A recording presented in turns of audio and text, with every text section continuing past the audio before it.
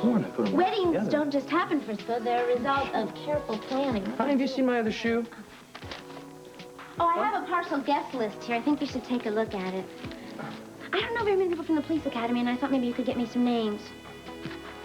Sweetheart, unless I find my other shoe, I'm not going to go to the police academy, and I'm not even going to graduate. Bingo. Don't say that. Just don't say that. Well, I just swore I put them both together.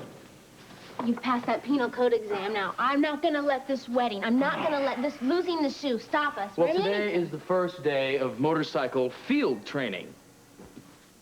Frisco, I thought that you wanted to work undercover. Oh, well, I do, but we all have to go through basic training. We all have to go through basic training. Basic training. Do you think you're able to handle that now? I mean, you were up late last night with Jake. Oh, well, we had some things to talk about, you know. Like what? Honey, I can't tell you. I'm sorry. Why? The door. I'm going to get the door. Jake! Oh, hi, Felicia. Hey, Jake. I gotta talk to you, Frisco, alone. Oh, that's okay. It doesn't matter. I'm going to go ahead and go to class anyway. Honey, come on, don't be mad. No, okay? I'm not mad. No, I'm not mad. I hope you're free today after class because we have to look at reception halls. Oh, I wouldn't miss it, would I, Jake? See? Make sure that he's not late for class. I promise. Okay. I promise. All right. Bye. Goodbye. Careful going down the steps and stuff. Yes. You... I'm all right. What's up? I just couldn't sleep at all last night. I was thinking about Lucy Coe. Frisco, she broke down on that witness stand and told the truth. But was it the truth, or was all that testimony one big lie? We have to find out. Well, it's a little easier said than done, Jake. She trusts you, Frisco. She doesn't trust me. Come on, Jake. I told you how I feel about that. Frisco, Terry's life is at stake here.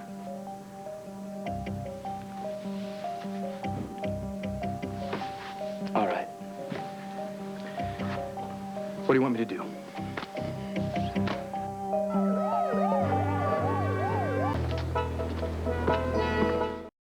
I don't know if that's going to be enough time. Well, I'm afraid you don't have much choice.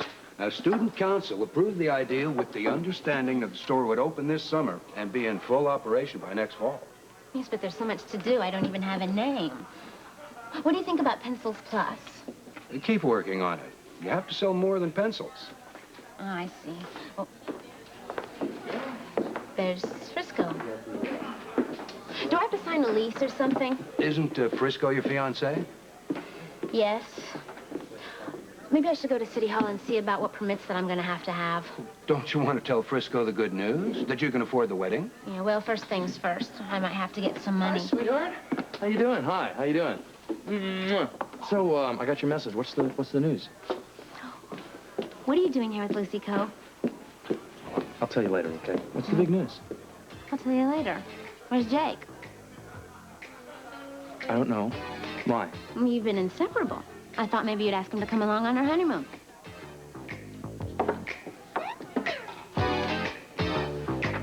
Nice talking to you. So my professor went before the student council with my proposal about the school supply store at the university, and it was approved. Isn't that just wonderful, Frisco? Mm-hmm. But I'm going to have to start it and have it done within the next 3 weeks. You know what this means, don't you?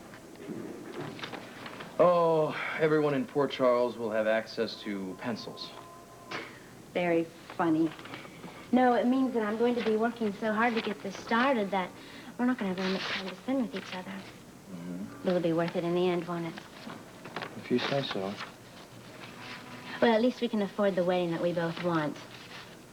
Oh, I've got some preliminary costs on hotels and banquet rooms. I think you should take a look. Where is that? Here it is.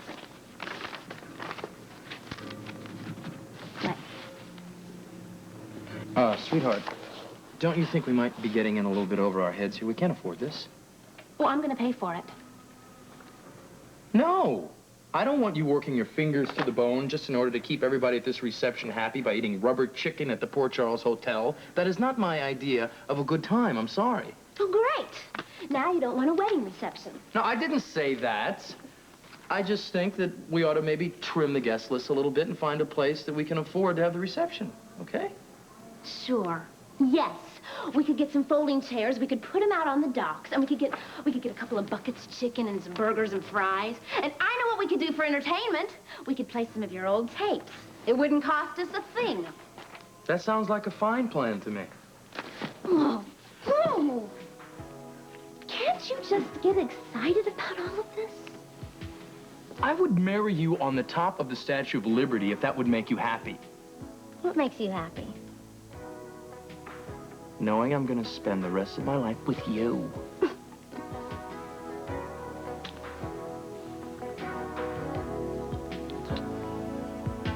Baby, I'm sorry.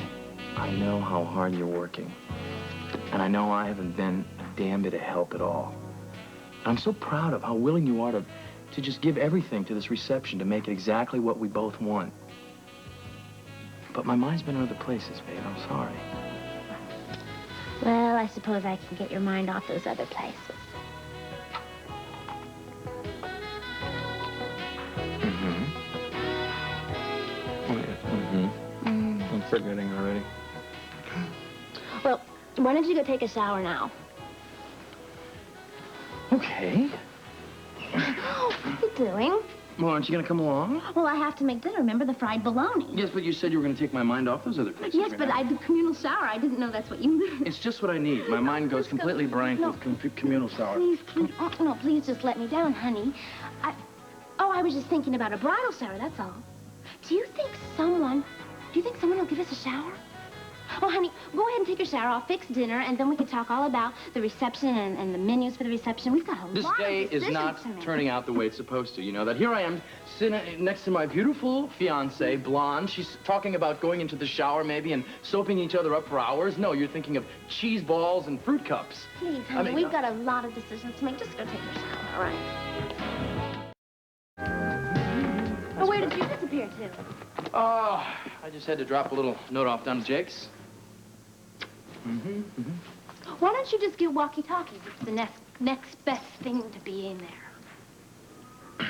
You know that in order to be a cop's wife, you're gonna have to get over this. It's only gonna get worse. You're gonna graduate, you're gonna have a partner, and they're gonna call you all the time. I just hope it's not Samantha. You know something? You were so cute when you're jealous. Oh, I hate to be jealous. Come on, honey. Well, who could that be? I bet I know. I bet I know who it is. Hi. Jake. Hi, Sorry, Jake. I hope I'm not interrupting anything. No, not at all. Well, I think I'll go down and talk to Bobby. Let you finish your little club meeting here. Let me know. I'll come back upstairs. So what's up? How did you do with Lucy Coe? Well, not so good. She was very uptight. I started getting through to her a little bit, but who showed up but Patrick? Patrick? Mm-hmm. What did he want? He arranged for Lucy to do a little community service at General Hospital. That's where he took her off to. Did you find anything? Well, I wasn't getting anywhere with the neighbors until I ran to a Mrs. B. Dawson. She has an apartment right across the alley from Lucy Coe. Wouldn't happen to have a view of her back door, would it? Oh, she certainly would. Did she identify Kevin? No. She saw a young man go into Lucy's apartment several times, but she didn't see his face. What she did have was a very excellent description of some sexy outfits that our favorite librarian used to model for her beau. What kind of outfits? Mini skirts, headbands, sexy stockings on sexy legs. You're gonna have to get into that apartment and find some of that stuff. It's interesting, you know. Sounds like the kind of girl Lucy described with Kevin at the library. And the girl Red Flynn saw at the airport with Kevin the day that Jennifer was murdered. Are you thinking what I'm thinking? Red Flynn was right. Kevin was at that airport. We got to get to Red Flynn first thing in the morning. He may have had the answer to the Brownstone murder all along.